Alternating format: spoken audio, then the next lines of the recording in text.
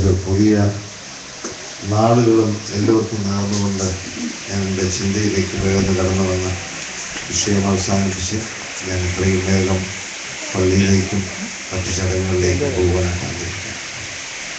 നമുക്കെയും നമ്മുടെ ജീവിതത്തിൽ നിലനിർത്തുന്നതായ നമുക്കെയും വളരെയേറെ പ്രഘോഷിക്കപ്പെടുന്നതായ ഒരു സ്വഭാവ വിശേഷമാണ്. നമ്മിൽ പലർക്കും എത്രത്തോളം അത് ജീവിതത്തിൽ നിലനിർത്തുവാനായിട്ട് സാധ്യമാകുന്നുണ്ടെന്ന് എനിക്ക് തോന്നുന്നു. വിനയം എന്ന് പറയുന്നത് എല്ലാവരുടെയും ഒരു മുഖമുദ്രയാണ്. ഞാൻ വളരെയേറെ വിനയമുള്ളവനാണ്. ഞാൻ വിനയത്തോടുകൂടി പെരുമാറുന്നതാണ്. എൻ്റെ മനസ്സിൽ നിറഞ്ഞു നിൽക്കുന്ന വിനയമുണ്ടെന്നൊക്കെയും സമ്മതിക്കുമ്പോൾ അത് എത്രത്തോളം ജീവിതത്തിൽ പാലിക്കപ്പെടുവാൻ സാധ്യമാകുന്നുണ്ടെന്ന് നമുക്കൊന്ന് ചിന്തിച്ചു നോക്കാം. ഒരു വ്യക്തിയെ മഹത്വമണിയിക്കുന്ന ഗുണവിശേഷമാണ് വിനയം. അതൊരു ആന്തരിക മനസ്സിൻ്റെ ഉള്ളിൽ നിന്ന് വിരിയുന്നതായ ഒരു സ്വഭാവ വിശേഷമാണ്. വിനയത്തെ നമുക്ക് പല വിധത്തിൽ നിർവചിക്കാം. ആത്മസംയമനം പാലിക്കുന്ന വ്യക്തികൾ വിനയമുള്ളവരായി നമുക്ക് കാണാം. മറ്റൊന്ന്, അഹംഭാവമില്ലാത്ത സ്വഭാവ രീതികൾ അവലംബിക്കുന്നവർക്ക് വിനയമുണ്ടെന്ന് നമ്മൾ പറയാറുണ്ട്. മറ്റൊരു ചിന്ത, മറ്റുള്ളവർക്ക് അസഹ്യമായ അഭിപ്രായ പ്രകടനങ്ങളിൽ നിന്നും പിൻവാങ്ങി നിൽക്കുന്നവരോട് വിനയത്തിൻ്റെ മഹത്വത്തെക്കുറിച്ചൊക്കെയും നാം കാണാറുണ്ട്. പിന്നെ മറ്റൊന്ന്, സംഭാഷണങ്ങളിൽ മിതത്വം പാലിച്ച് വളരെ ചുരുക്കമായി സംസാരിച്ച് മറ്റുള്ളവർക്ക് അസഹ്യമുണ്ടാക്കാത്ത വിധത്തിൽ ജീവിക്കുന്ന, സംസാരിക്കുന്ന, പ്രവർത്തിക്കുന്ന ആളുകൾക്കും വിനയമുണ്ടെന്ന് കാണാറുണ്ട്.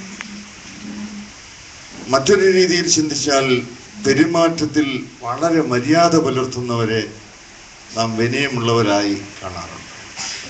ഇങ്ങനെ ഈ വിവിധ ഗുണങ്ങൾ വിവിധ രീതിയിൽ വിനയത്തിൻ്റെ പ്രത്യേകതകളുടെ ഒരു സമ്മോഹനമായ സമ്മേളനം ഉൾക്കൊള്ളുന്ന വ്യക്തിയാണ് നമുക്ക് ആ നല്ല സ്വഭാവം വിശേഷമുള്ളവരായി നമുക്ക് കാണാവുന്നത്. ഇത് നമ്മുടെ ജീവിതത്തിൽ നിലനിർത്തണമെന്നുവരികിൽ ആർജിക്കുവാൻ പ്രയാസമുള്ളതും എന്നാൽ ജീവിത വിജയത്തിന് അത്യന്താപേക്ഷിതവുമായ ഒരു പ്രത്യേകതയാണ്, അല്ലെങ്കിൽ ഒരു സ്വഭാവ വിശേഷമാണ് വിനയം. ഇനിയും അതിനെക്കുറിച്ച് ചിന്തിക്കുമ്പോൾ സ്വന്തം മേന്മയെ പറ്റിയോ നേട്ടത്തെ പറ്റിയോ പ്രഘോഷിക്കുന്നത് വിനയത്തിൻ്റെ ഒരു ലക്ഷണവുമല്ല. എനിക്ക് വിനയമുണ്ടെന്ന്, അല്ലെങ്കിൽ ഞാൻ വിനയത്തോടു കൂടിയാണ് പെരുമാറുന്നത്, ഞാൻ വിനയത്തോടു കൂടിയാണ് മറ്റുള്ളവരോട് ഒപ്പം ജീവിക്കുന്നതെന്ന് ഞാൻ തന്നെ പറഞ്ഞാൽ ആ വിനയത്തിന് യാതൊരു ശ്രേഷ്ഠതയുമുള്ള ലക്ഷണമല്ല. ഒരു പഴഞ്ചൊല്ല് ഇങ്ങനെ പറയുന്നതായിട്ട് പഴയ കാലത്തെ ഒരു ചിന്തയാണ്: നിന്റെ ഗുണത്തെക്കുറിച്ച് നിന്റെ വായിൽ നിന്ന് ഒന്നും പുറപ്പെടാതിരിക്കട്ടെ. അത് മറ്റുള്ളവർ പ്രശംസിക്കുവാനും നമുക്ക് എന്തെങ്കിലും നന്മയോ മേന്മയോ ഉണ്ടെന്ന് വരികിൽ അത് മറ്റുള്ളവർ പറയുമ്പോഴാണ് അതിൻ്റെ ശ്രേഷ്ഠതയും മാന്യതയും ഉണ്ടാകുന്നതെന്ന് ഒരു പഴഞ്ചൊല്ലിൽ കൂടി നമുക്ക് മനസ്സിലാക്കുവാൻ സാധിക്കും. നാം നമ്മെക്കുറിച്ച് തന്നെ പ്രശംസിക്കുമ്പോൾ നമ്മിലുള്ള കാഴ്ചപ്പാടിൻ്റെ പൊള്ളയായ മനോഭാവത്തെയാണ് ലോകം മനസ്സിലാക്കുന്നതെന്ന് ചിന്തിക്കണം.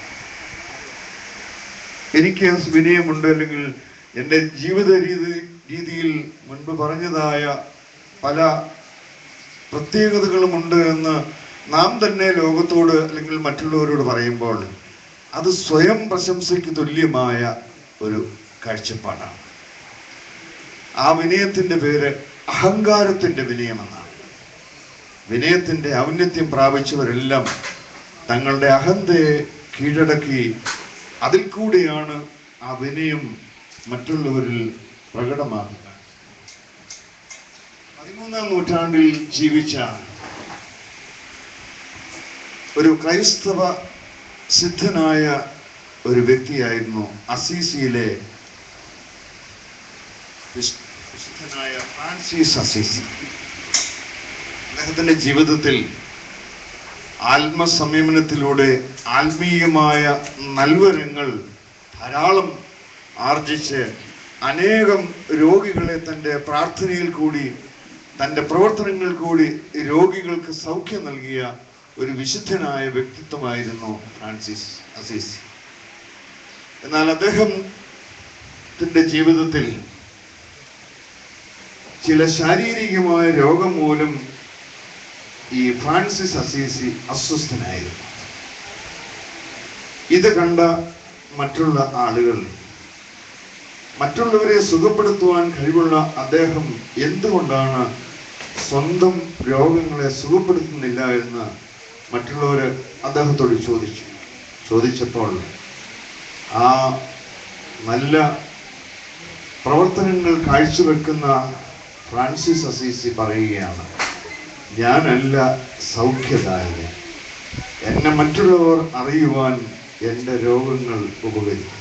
എൻ്റെ വിനയത്തിൻ്റെ അല്ലെങ്കിൽ എൻ്റെ സ്വഭാവത്തിൻ്റെ പ്രത്യേകത സൗഖ്യദായകനായ ദൈവത്തിൽ നിന്ന് ലഭിക്കുന്നതായ കൃപകൾ മറ്റുള്ളവരിൽ ചൊരിയുവാൻ വേണ്ടി എൻ്റെ പ്രാർത്ഥനയിൽ കൂടി എൻ്റെ വിശ്വാസത്തിൽ കൂടി ദൈവത്തെ അവർക്ക് പകർന്നു കൊടുക്കുന്നതിൽ കൂടിയാണ് എൻ്റെ സന്തോഷം അല്ലെങ്കിൽ എൻ്റെ ജീവിതത്തിൻ്റെ നിർവൃതി ഞാൻ പ്രാപിക്കുന്നതെന്ന് ഈ ഫ്രാൻസിസ് അസീസി പറഞ്ഞു. തനിക്ക് ലഭിച്ചതായ സ്ഥിതികളെ പറ്റിയോ ആത്മീയ വരങ്ങളെ കുറിച്ചോ ആരെയും അറിയിക്കുവാൻ ആഗ്രഹിച്ചില്ല. വേദപുസ്തകത്തിൽ നമുക്ക് ഈ ഇന്നത്തെ കാലഘട്ടത്തിൽ നിന്ന് വളരെ വ്യത്യസ്തമായാണ് കർത്താവ് കാണിച്ചത്. കർത്താവ് ഈ ലോകത്തിലായിരുന്നപ്പോഴും ഇതുപോലുള്ള ധാരാളം പ്രവർത്തനങ്ങൾ കാഴ്ചവെച്ചു. ഒരു മനുഷ്യനെ കുറിച്ചും അല്ലെങ്കിൽ ഒരു വ്യക്തിയെ കുറിച്ചും താൻ ഉൾപ്പെടുന്ന സമൂഹത്തിന്റെ അല്ലെങ്കിൽ തൻ്റെ ശിഷ്യന്മാരുടെ മധ്യത്തിൽ നിന്നുകൊണ്ട് സൗഖ്യം പ്രാപിച്ചവനെ വിളിച്ചു നിർത്തി സാക്ഷ്യം പറയിക്കുന്ന ഒരു ജോലിയും ചെയ്തിട്ടില്ല കർത്താവ്. സൗഖ്യം പ്രാപിക്കുന്നവനെ വിളിച്ചു നിർത്തി തനിക്ക് പുകഴ്ചയുണ്ടാകുവാൻ ക്രിസ്തു ഒരു പ്രവൃത്തിയും ചെയ്തില്ല. ഇത് തന്നെയാണ് ഫ്രാൻസിസ് അസീസിയുടെ ജീവിതത്തിലും അനേകർക്ക് ആശ്വാസം പകർന്നു കൊടുത്ത് രോഗത്തിന് കുറവ് വരുത്തി കൊടുത്തതിനായ ഫ്രാൻസിസും തൻ്റെ കാഴ്ചപ്പാടിൽ കൂടി ആധുനിക സിദ്ധന്മാരുടെ കഴിവുകളിൽ നിന്ന് വ്യത്യസ്തമായി അല്ലെങ്കിൽ അവരുടെ പ്രവർത്തനങ്ങളിൽ നിന്ന് വ്യത്യസ്തമായി ചെയ്യുന്ന കാഴ്ചപ്പാടിനെ ഈ നല്ല സ്വഭാവ ശ്രേഷ്ഠതയോടുകൂടി പെരുമാറുമ്പോൾ നമ്മുടെ ജീവിതത്തിലും മറ്റുള്ളവർക്ക് ഗുണം ചെയ്യുന്നതായ മറ്റുള്ളവർക്ക് പ്രയോജനപ്പെടുന്നതായ കാര്യങ്ങൾ കൂടി ദൈവത്തെ മഹത്വീകരിക്കുവാനും നമുക്ക് സാധിക്കട്ടെ. മറ്റൊരു ചിന്ത, ധാരാളം ആളുകൾ കൂടിയതായ ഒരു പൊതുസമ്മേളനത്തിൽ ഒരു വിനയത്തിന്റെ മാതൃകയെ കുറിച്ച് ചിന്തിക്കുമ്പോൾ നമുക്ക് ഈ ഒരു ചിന്ത നമുക്ക് പങ്കുവെക്കാം. ധാരാളം ആളുകൾ കൂടിയിരുന്ന ഒരു സമ്മേളനത്തിൽ ഒരു പൊതു വിഷയത്തെക്കുറിച്ച് അവർ കൂടിയിരുന്ന സമ്മേളനത്തിലെ ഒരു പൊതു വിഷയത്തെക്കുറിച്ച് വാദപ്രതിവാദങ്ങൾ നടന്നുകൊണ്ടിരിക്കുകയാണ്. അപ്പോൾ അതിൽ പങ്കെടുത്ത പല ആളുകളും അവർ ഉദ്ദേശിക്കുന്നതായ വിഷയത്തെക്കുറിച്ച് വളരെ ആത്മാർത്ഥമായി വാചാലമായി അഭിപ്രായ പ്രകടനങ്ങളൊക്കെയും നടത്തി തങ്ങളുടെ ആ വിഷയത്തെക്കുറിച്ചുള്ള വൈദഗ്ധ്യം തെളിയിച്ച് സംസാരിച്ചു.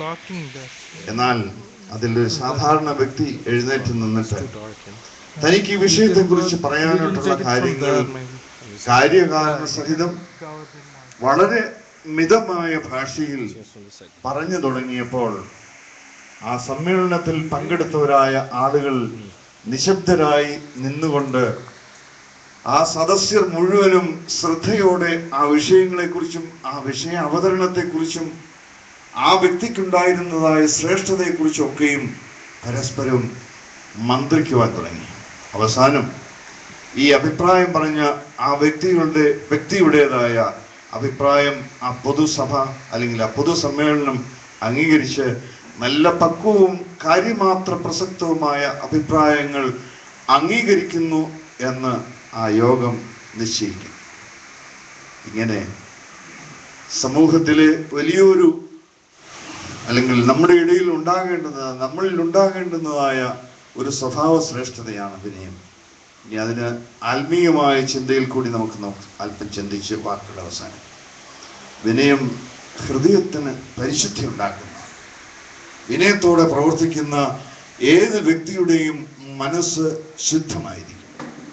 ക്രൂക്കഡായിട്ടുള്ള കാഴ്ചപ്പാടുകൾ സംസാരിക്കുകയോ പ്രവർത്തിക്കുകയോ ചെയ്യുന്നവന്റെ ഹൃദയം ഒരിക്കലും ദൈവവാസസ്ഥലമല്ല. വിനയം എന്ന സ്വഭാവം വളരുന്നതിന് അനുഗുണമായ ചില സുഹൃതങ്ങൾ നമ്മുടെയൊക്കെ ജീവിതത്തിൽ ആവശ്യമാണ്. അതിലേറ്റവും പ്രധാനപ്പെട്ട സ്വഭാവം ക്ഷമ എന്ന് പറയുന്ന വലിയ കാര്യമാണ്. മറ്റുള്ളവരോട് ക്ഷമിക്കുവാൻ, മറ്റുള്ളവരോട് പൊറുക്കുവാൻ ഇടയാക്കുമ്പോൾ നമ്മിൽ വിനയം തന്നെ വന്നു ചേരും. മറ്റു ഗുണങ്ങളെക്കുറിച്ച് ചിന്തിക്കുമ്പോൾ ധൈര്യമുണ്ടായിരിക്കണം, സഹിഷ്ണുതയുണ്ടായിരിക്കണം, നിഷ്കപടമായ കാഴ്ചപ്പാടുണ്ടായിരിക്കണം, ഔദാര്യം ചെയ്യുന്നതായ മനോഭാവം ഉണ്ടായിരിക്കണം. ഈ ഗുണങ്ങൾ എല്ലാം നിറയുമ്പോൾ ആ നിറയുന്ന വ്യക്തിയിൽ ഉളവാകുന്നതായ ഒരു സ്വഭാവ ശ്രേഷ്ഠതയാണ് വിനയം.